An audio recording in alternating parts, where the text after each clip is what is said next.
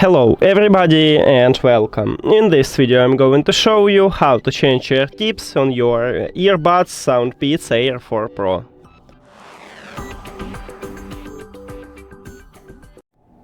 You have to start by remove the old ear tips, so open the charging case, remove your earbuds, and now we need to remove ear tips. Here we go. Now let's move to the right one. And we did it. Then select new ear tip size. I'm going with this one, but you can select something else. And now we need to attach it. First I'm going with the left one, and now let's move to the right one. As you can see, it's simple, so don't worry. That's it. Thank you for watching this video. If you found it helpful, please consider subscribing to the channel and leave the like on the video. See you later!